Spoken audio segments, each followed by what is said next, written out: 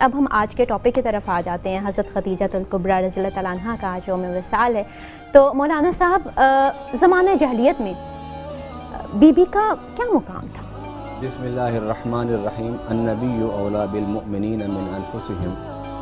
وازواجہ امہاتہم. صدق اللہ العظیم. سیدہ خدیجہ الکبریٰ سلام اللہ علیہا، کیونکہ اللہ تعالیٰ نے ان کے نصیب میں زوجیت مصطفیٰ صلی اللہ علیہ وسلم لکھی تھی. اسی نسبت کی وجہ سے اللہ تعالیٰ نے ان کو بچپن جوانی سے 40 سال کی عمر تک جو ان کی پرورش کی، وہ عزت، شرف، آبرو اور عظمت اور بلندی، عفت اور پاک دامنی کے ماحول میں کی. سیدہ خدیجہ الکبریٰ سلام اللہ علیہا اس حضور صلی اللہ علیہ وسلم کی زوجیت سے پہلے، کیونکہ حضور صلی اللہ علیہ وسلم نے اعلان نبوت زوجیت کے بعد کیا تھا، تقریباً 15 سال کے بعد. حضور صلی اللہ علیہ وسلم کی زوجیت میں آنے سے پہلے حضرت خدیجہ الکبریٰ سلام اللہ علیہا مکہ کی بہت بڑی تاجرہ تھیں، مکہ کی بہت بڑی مالدار عورت تھیں، اور آپ اتنے بڑے تجارت کو چلانے کے باوجود آپ کا نام اور آپ کا لقب جو تھا وہ طاہرہ تھا، پاک دامن، جس پر عفت اور پاک دامنی میں جس پر رشک کرے. لیکن سیدنا خدیجہ الکبریٰ رضی اللہ تعالی عنہا حضور صلی اللہ علیہ وسلم کی زوجیت میں آنے سے پہلے ایک بہت باعزت پروقار خاتون تھی مکہ کی. آپ پردے میں بیٹھ کے، گھر میں بیٹھ کے آپ اس سارے کاروبار کو چلایا کرتی تھی. اور کاروبار آپ نے کیوں شروع کیا؟ اس لیے کہ آپ کے والد گرامی وہ بڑھاپے کی وجہ سے کاروباری ذمہ داریوں کو پورا نہیں کر پاتے تھے، تو انہوں نے اپنی بیٹی حضرت خدیجہ سے کہا. اور سیدہ خدیجہ رضی اللہ تعالی عنہا، جس طرح میں نے پہلے کہا، کیونکہ آپ نے حضور صلی اللہ علیہ وسلم کی زوجیت میں آنا تھا، تو اللہ تعالیٰ نے اسلام سے پہلے آپ کو شرک کی آلائشوں سے بھی محفوظ رکھا. سیدہ خدیجہ الکبریٰ رضی اللہ تعالی عنہا کے بارے میں ہے کہ یا تو وہ فطرت پر تھیں، کہ یعنی بت پرستی نہیں کرتی تھیں اور توحید پر تھیں، یا پھر کیونکہ آپ کے خاندان میں اہل کتاب، یعنی وہ مومن جو حضرت عیسیٰ علیہ السلام، حضرت موسیٰ علیہ السلام پر ایمان رکھتے تھے، وہ بھی موجود تھے. اور ان میں آپ کے ایک تھے چچیرے حضرت ورقہ بن نوفل. ورقہ بن نوفل سے وہ اسلام سے پہلے، حضور صلی اللہ علیہ وسلم کی زوجیت سے پہلے ورقہ بن نوفل کے ساتھ ملتی جلتی تھی، اور ان سے دین کے بارے میں، جو دین عیسوی تھا اس کے بارے میں پوچھتی تھی. سیدہ خدیجہ الکبریٰ رضی اللہ تعالی عنہا نے، کیونکہ نبی پاک صلی اللہ علیہ وسلم کی زوجیت میں آنا تھا، آپ جیسا کوئی اللہ کی مخلوق میں نہیں، بلکہ انبیاء اور رسل میں بھی آپ جیسا کوئی شخصیت نہیں، تو رب العالمین نے آپ کو اسی ماحول کے لیے آپ کی تربیت کی تھی، اور آپ کو دنیاوی طور پر، آپ کو دینی طور پر، آپ کو روحانی طور پر، آپ کو علمی طور پر، فکری طور پر، سماجی طور پر، معاشی طور پر، معاشرتی طور پر رب العالمین نے ساری خوبیوں کا مرکز اور چشمہ بنا دیا. یعنی کہ ہر لحاظ سے پرفیکٹ تھیں وہ. ہم صرف یہی سمجھتے ہیں کہ ایک عورت کا مقام صرف چادر اور چار دیواری کے اندر ہے، لیکن حضرت خدیجہ الکبریٰ رضی اللہ عنہا نے ہمیں اپنی حیات مبارکہ سے بتایا کہ ایک عورت باہر نکل کے بھی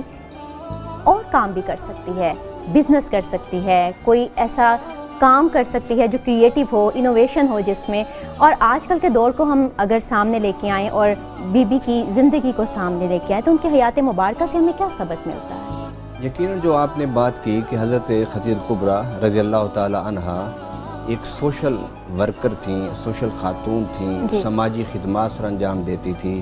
اب اس بار اگر کوئی یہ کہے کہ یہ تو اسلام سے پہلے کا زمانہ تھا جس میں آپ تجارت کرتی تھیں، اس لیے اسلام سے جو پہلے کی باتیں ہیں ان کو حجت نہیں بنایا جا سکتا.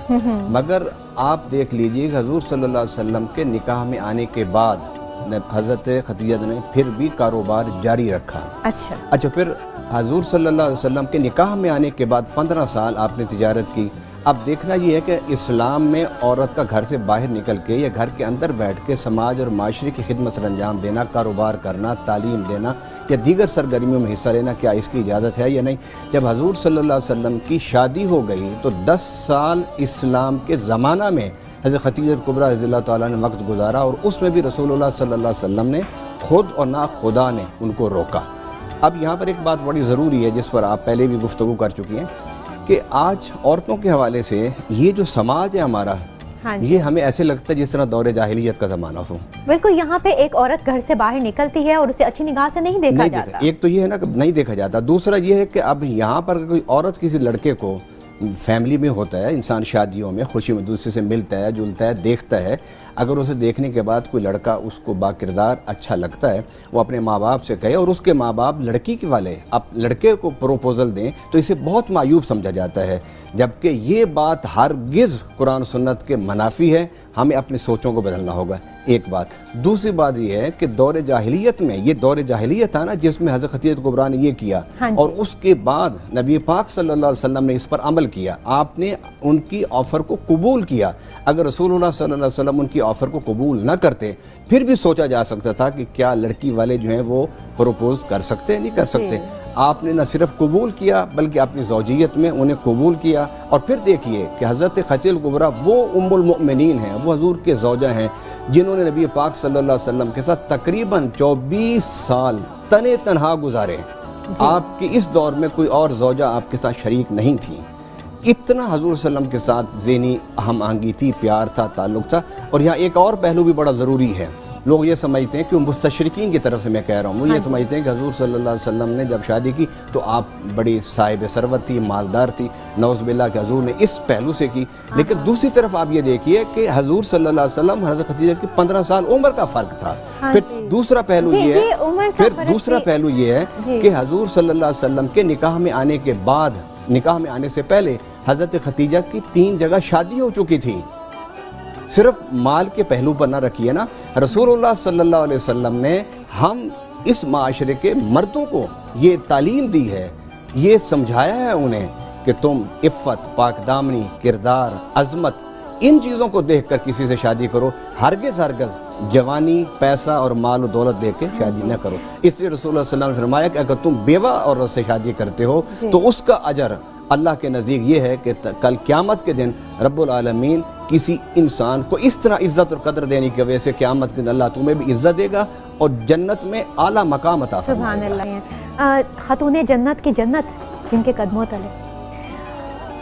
ایسی ہستی بحیثیت ماں کیسی تھی؟ بے شک اس میں بہت بڑی آپ نے بات کی۔ حضور صلی اللہ علیہ وسلم فرماتے ہیں کہ جب سیدہ خدیجہ کبریٰ کا وصال ہوا تو سیدہ کائنات خاتون جنت سلام اللہ علیہا تنہا روتی تھیں اور الگ بیٹھ کے باتیں کرتی تھیں، تو رسول اللہ صلی اللہ علیہ وسلم نے انہیں اپنے پاس بلایا اور فرمایا، اے میری بیٹی، تیری ماں دنیا سے رخصت ہو گئی ہے، اب تو نے وہ ذمہ داریاں جو وہ اسلام کی سر انجام دیتی تھی اور میرے ساتھ غم گساری کی باتیں کرتی تھی، جب مجھ پر مشکلات آتی تھیں اور وہ میرے ساتھ تنہائی میں بیٹھ کے میری عشق پوشی کرتی تھی، تو تمہیں اب وہ سارے کام بھی کرنے ہیں۔ اب یہاں پر میں ایک بڑی ضروری بات آپ سے کرنا چاہتا ہوں کہ حضور صلی اللہ علیہ وسلم نے سیدہ خدیجہ کو محسنہ اسلام کہا ہے کہ یہ اسلام کی محسنہ ہیں، اور میرے آقا صلی اللہ علیہ وسلم نے فرمایا کہ میں نے سب کے احسانات کے بدلے دنیا میں چکاؤں گا، لیکن اے خدیجہ تیرے احسانات کے بدلے میں اللہ سے قیامت کے دن دلواؤں گا۔ اب ہماری بات شادی پر بڑی طویل ہم نے گفتگو کی ہے، اب اس شادی کو میں آج کے اس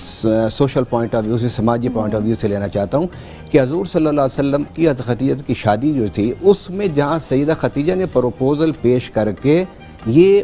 خواتین اسلام کے لیے ایک راستہ مہیا کیا۔ آج کہتے ہیں کہ آزادی کے لیے ہمیں مغرب کی طرف دیکھنا ہوگا، میں یہ کہتا ہوں مغرب کو عورت کی آزادی کے لیے اور اس کی عظمت کے لیے سیدہ کائنات سیدہ خدیجہ کبریٰ کی زندگی کو دیکھنا چاہیے۔ اب آپ یہاں پر آئیے کہ جہاں آپ نے یہ آفر کی، اس بات کو ختم کر دیا کہ ہرگز یہ پابندی تم نہیں لگا سکتے کسی لڑکی پر، کسی خاتون پر کہ وہ اپنے رفیق حیات منتخب نہیں کر سکتی۔ اور دوسری بات، ہمارے ہاں اس پاکستان میں، ہمارے سندھ میں، بلوچستان میں، پنجاب کے کافی علاقوں میں جو لوگ اپنی جائیداد کو بچانا چاہتے ہیں وہ شادیاں اپنی بیٹیوں کی اور بہنوں کی شادیاں کر دیتے ہیں قرآن سے، اور کہتے ہیں ہم نے تو ان کی شادی قرآن سے کر دی، اور مقصد کیا ہوتا ہے کہ وہ جائیداد ہے وہ دوسروں کے گھروں میں نہ جائے۔ یہ کوئی اسلام میں تصور نہیں ہے کہ آپ اپنی بیٹی اور اپنی بہن کی شادی جو ہے وہ قرآن سے کر دیں، اور خود جو وہ ذمہ دار ہوتا ہے، وہ مالدار ہوتا ہے، وہ 4 شادیاں کرتا ہے، اس کو پتہ ہے کہ میری شادی سے مال کیونکہ تقسیم نہیں ہونا اور اس کی شادی سے مال دوسری برادری میں چلا جائے گا، تو مال کو بچانے کے لیے اسلام کے نام پر یہ ایک ڈھونگ ہے کہ قرآن سے ہم نے شادی کر دی۔ دیکھیے سیدہ خدیجہ کبریٰ سلام اللہ علیہا कितनी माल और कितनी दौलत थी आप में, लेकिन आपने शादी की और ख़ुद ऑफ़र की। और दूसरी तरफ रसूलुल्लाह सल्लल्लाहु अलैहि वसल्लम ने उस रिश्ते को कबूल करके हम मर्दों को भी ये सबक दिया है, हम मर्दों को भी ये तलकीन की है, हम मर्दों को भी ये सिखाया है कि किसी उम्र के किसी औरत जो शादीशुदा हो उसको डी वैल्यू ना करो, उससे रिश्ते और शादी से नज़रें ना चुराओ, बल्कि उससे शादी करो। बाकी रही बात कि औलाद देना, वो उम्र के साथ नहीं होती औलाद का सिलसिला। बाद दफ़ा 20-22 साल का जोड़ा होता है, वो उन्हें अल्लाह औलाद नहीं देता, सारी उम्र ऐसे इंतज़ार में बैठी रहती हैं। और बाद दफ़ा ऐसे होता है कि 40 साल की उम्र में, इस दौर में भी शादी करने वाला जोड़ा जो होता है, रब उसे औलाद देता है। यहबु लिमन यशाउ इनासन व यहबु लिमन यशाउ ज़ुकूर, औलाद अल्लाह ने देनी है, जिसको चाहे मर्द दे दे, लड़का दे दे, जिसको चाहे बेटी दे दे। रसूलुल्लाह सल्लल्लाहु अलैहि वसल्लम की शादी, हालांकि जो इस्लाम से पहले शादी है, इस्लाम से पहले, वो भी आज के हमारे जो समाजी जो खराबी हैं उसको ख़त्म करने के लिए एक बहुत बड़ा सबक है। माशरे में सबसे बड़ा मसला यही होता है ना कि बेटे की शादी कहाँ करें, अच्छी बहू नहीं मिलती, बेटी की शादी कहाँ करें, अच्छा दामाद नहीं मिलता। इन सारी खराबियों को अगर आप हल करना चाहते हैं और माशरे को आधा सुकून आपको मिल जाएगा अगर आप रसूलुल्लाह सल्लल्लाहु अलैहि वसल्लम की हज़रत खदीजा कुबरा से जो शादी है, सिर्फ इसी को अगर आप सामने रख लें तो माशरे में आधा सुकून आ जाएगा। लड़की वालों को एक इत्मीनान आ जाएगा, लड़के वालों को एक इत्मीनान और सुकून आ जाएगा। हमारी समाजी खराबियों में से सबसे बड़ी जो खराबी जो हमें परेशान किए रखती है वो हमारी शादियों के मामले